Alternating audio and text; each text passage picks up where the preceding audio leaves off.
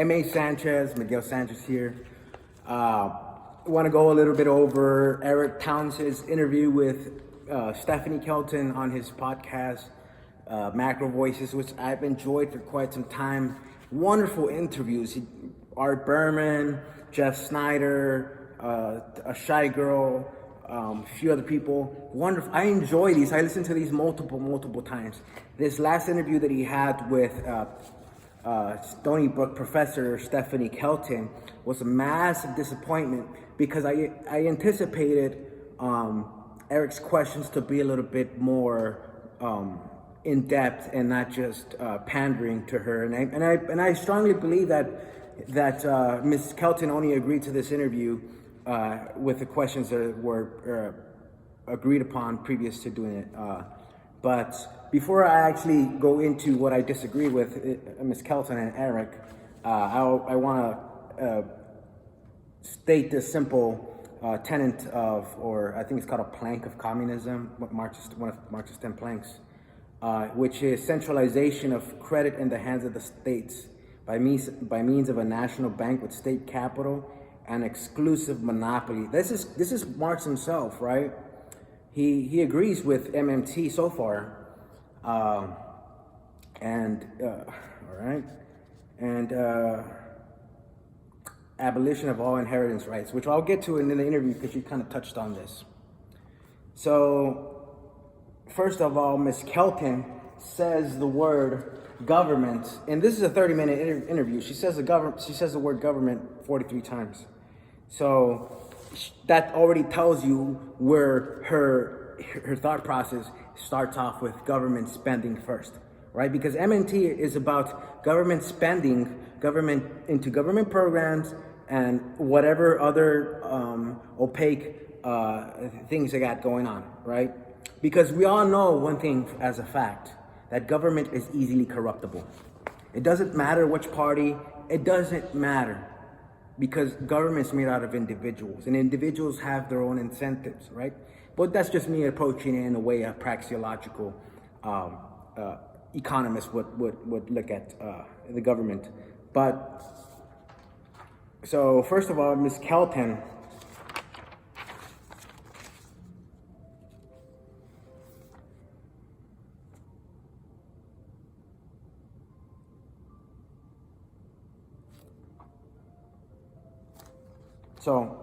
Eric asked her to go a little bit into depth about, this is Eric's question. Let's go a little bit deeper into those taxes and bonds because of what a lot of people say. If you figure out that there's kind of magic source of income here and we don't need to tax, let's eliminate taxes and never have them again because we don't need to tax, we can just print money. The study of MMT says actually taxes are very important, but maybe for an obvious reason pertaining to inflation. So why do we need these taxes? And Ms. Kelton states, okay, well, remember, I just want to take a tiny step back, blah, blah, blah, reassess the point that it's not that we can print money, it's that there is no other way for the government to spend but to create new money as it has so in newly created digital dollars, so there's no other way for this to work. This is a lie. Prior to 1912 or 1911, there was no IRS, there was no income tax, right? So this is a fallacy. So how did government function prior to taxation of income, Ms. Kelton? This is a lie that she's spewing out there. So you recognize that government spends its currency into existence, right? Again, the government has the right to exercise these currency notes, which are, I can interpret as rights to, or claims to goods and services or future goods and services, right? So the government has exclusive rights to first dibs on these goods and services for whatever programs and agendas they have in mind, right? Because we all know, again, I'm going to restate this multiple times, that government is not a clear-cut benevolent or malevolent forces. It's an ebb and flow of these two incentives that play in government, because it's just made out of people, and people have their own things they want to accomplish too as well. So this is not moral in my view, that the government can just do whatever it wants with the elasticity of the government. The concern with MMT is that if, let's say, how Ms. Kelton puts it, if, according to her own words, if the government commits to $2.2 trillion in a program, and it expands its currency, their next concern would be inflation of prices. And what I mean by, I'm very specific when I mean with inflation of prices, because monetary inflation is expansion of the currency supply, and then price inflation is increasing of prices, right? So the way that they would hedge this concern is to tax, or to have a confiscatory tax on the population, right? So not only does the government have first dibs to these goods and services, but they are regulating the average consumer with whatever's left of these goods and services, right?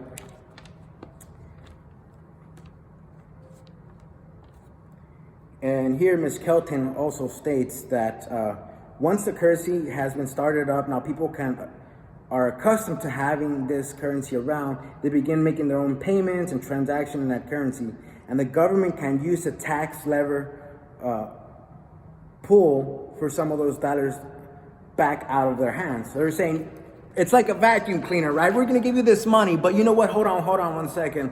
We take it back. We're taking it back. You guys don't know what to do with it. We know what's better for you. That's what she's stating right here. I extrapolated. Ms. Kelton is a master of doublespeak, and more importantly, she's a master of jargon.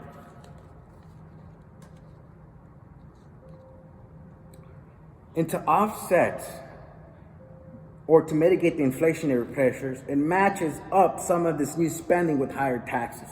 So they are really concerned with inflation more than deflation for some reason, right? Taxes are important because they allow government to pull the lever. Again, lever if interest in rebalancing the redistribution of wealth, right? Going back to Marx, redistribution of wealth. It's the centralization of credit in the hands of the state by means of a national bank and state capital, an exclusive monopoly, abolishment of inheritance rights, right? A heavily progressive or graduate income tax. Marxism, MMT too. He wholly agrees with Warren Mosler and Stephanie Kelton on these policy prescriptions.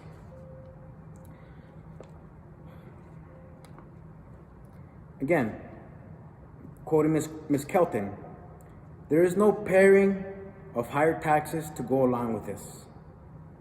So why does sometimes, I fucked up. I'm not gonna, all right. And to offset, blah, blah, blah.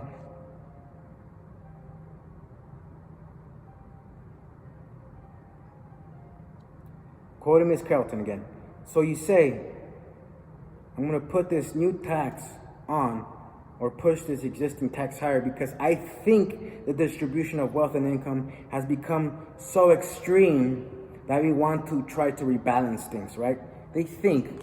Last time, I have Ms. Kelton, and she's probably going to block me after this video.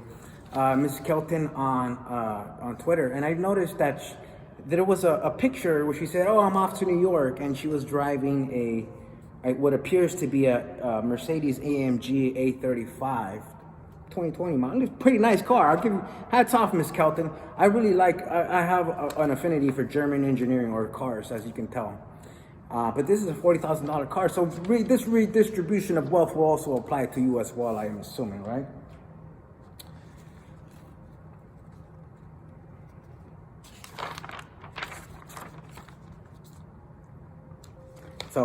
So according to Ms. Kelton, so gas tax, carbon tax, earned income tax credit, I mean, you can work both ways to try to get people to do or not to do certain things. Again, Marx agrees with you wholeheartedly. He believes in the centralization of these mechanisms to try to control people and their habits, right? Because the new belief is of global warming and things of this nature, which I can't make a a logical conclusion to whether this is a real concern or not, right? And I think many people cannot. But the real concern that I'm having here is to control people to do what, to have your thoughts be applied to their habits, right?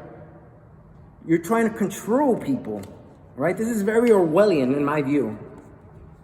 And again, I think Eric just keeps giving softball questions about, this is one of Eric's questions. So now, that one of the ways that you think about taxes and M&T is a preventative measure to overcome the tendency of that spending to bring out inflation. And what I'm going to extrapolate from this question is the spending of the people in a society. It's not of government, because clearly Ms. Kelton doesn't believe that government should have restriction to the application of scarce resources, right? To the allocation of these resources to where it sees fit. What Eric's asking is, you believe in a confiscatory tax to hedge inflation, because people are buying things to try to front run, more regulatory forces, more confiscatory taxes, right? So they want to do their damnedest to try to prevent you from hedging what their next step is going to be, right? Softball question after softball question. Going into Ms. Kelton's critique within this interview of other economists, which is, again, doublespeak, because there's points in this interview where she quotes Alan Greenspan and says, oh yeah, all other economists, they have it wrong on inflation, the Phillips curve, yada, yada, yada. But in other portions of the interview, she's saying, yeah, all economists agree that R&D and spending is good.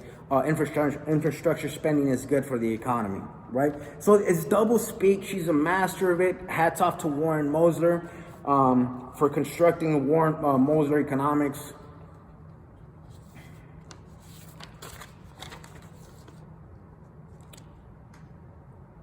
In another portion of the interview, Ms. Kelton, I'm quoting Ms. Kelton here, once you apply a little calculus to the quantity theory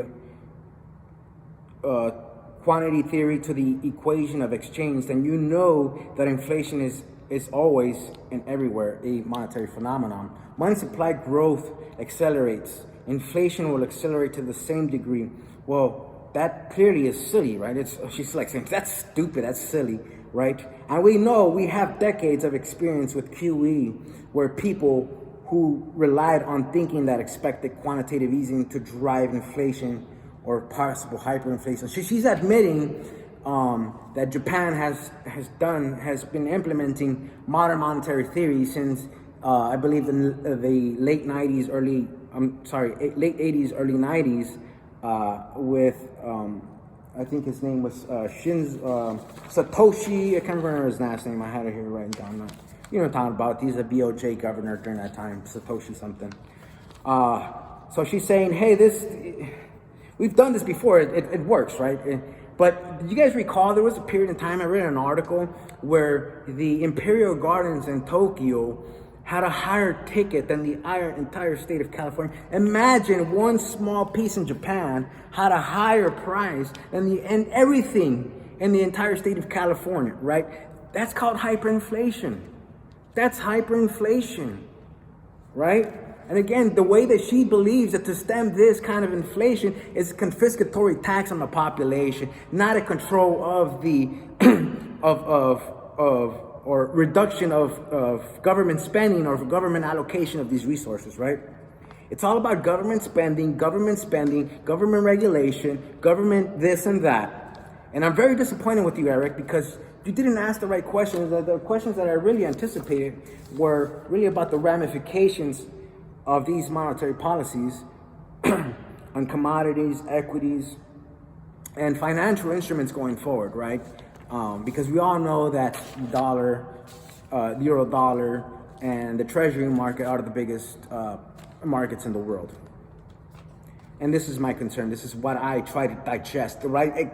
tried to extract, but it wasn't there. It's like squeezing a lemon that's been in the sun for a cut lemon that's been in the sun for so many days. It's dried out. You can't squeeze anymore. There's no juice in it. You anticipate some juice, but there's nothing. The lemon it's dry. Quoting Ms. Kelton, I think that the way we in MMT think about inflationary pressures, we have to look under the hood. We have to go to what's driving inflation, right? So she thinks that inflation goes up because producers raise prices. This is the direct quote.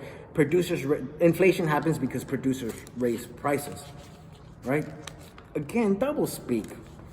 Doesn't make sense to me at all. How can you say that inflation happens because producers raise prices, but earlier in the interview you said that your concern with expanding the currency supply was inflation, right? Which is the government allocation of resources, which reduction for the rest of the consumer, the actual people in the economy. And she likes to reference government is the issuer of the currency. That's a lie. That's a flat out lie. The government is not the issuer of the currency. It's the Federal Reserve. And the Federal Reserve is a private entity, Ms. Kelton. I'm going to go into a little bit of her double speak here because she's a master of this. Quoting Ms. Kelton, the government making investments in infrastructure. Oh, I already said that.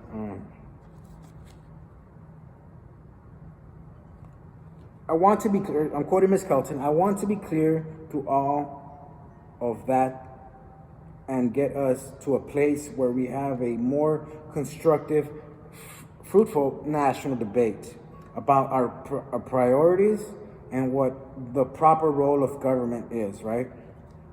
So she's saying she wants to have a proper debate about these about the direction of the country, right? In having a higher living standards for everybody, as long as you agree with her. Because if you're critical of her or of Mosler and all these individuals, then they're not going to engage with you. They live in an echo chamber, to be frank with you, because these people they cannot accept critique well. I love a debate. I would love to have Ms. Kelton, Warren Mosler, Nathan Tankis, something Ray, and all these other guys to debate me in a YouTube video unedited, where we can really go over more specifically what is your agenda as far as government goes. What thought process are you having that goes into saying that we can just have government ever expand and government knows best for us. Quoting Ms. Kelton again, if you continue to mail out checks or deposit digital dollars into their bank accounts, those seniors can turn around and spend that money into the economy, competing with all other spenders in the economy. So for Greenspan, like with all other central bankers, inflation is the thing you worry about. That is a lie. Central bankers are much concerned with deflation. We have Brainerd, we have Powell, we have Kashkari, we have all these guys, all these talking heads come out all the time. We're gonna let it run hot. We have a symmetrical 2% price target. They're not concerned with inflation. They're not concerned with inflation. They're concerned with deflation. That is a lie, Ms. Kelton. And Greenspan looking at this and saying, how do we know that in future 10 to 30 years, now when we have those checks go out in the U.S. is a productive economy? If they like to pontificate about, 10, 30 years down, it's insane. It's insane how they have moral superiority. They know what's best.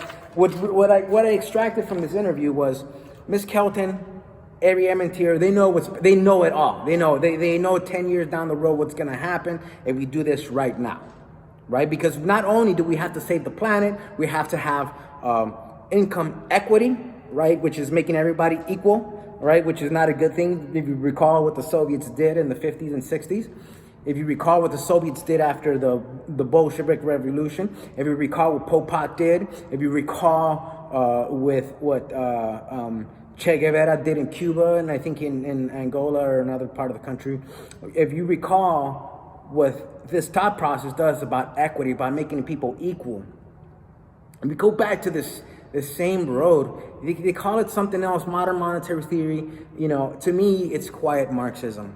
It's Fabian Marxism. It's another way to push your agenda through other means. You can change. You can put a pig. You can put a lipstick on a pig, but you can't make it, you know, a supermodel. So that's my thoughts on that interview. I'm very disappointed, Eric. I thought that you would have more hard-hitting questions, but I would like to have you, or I'm looking forward to your next interview with Jeff Snyder or Shy Girl. I really do. I appreciate it. Thank you very much, and thank you everybody for spending about 20 minutes of your time to listen to me ramble and articulate about this modern monetary Marxism, as that's what I like to coin it now. But thank you. I'm gonna send this video to Warren Mosler. I would like Warren Mosler's reply as well to my critique of this interview, because he is the godfather of Mosler economics. Let's not even call it MMT. Let's call it Mosler economics.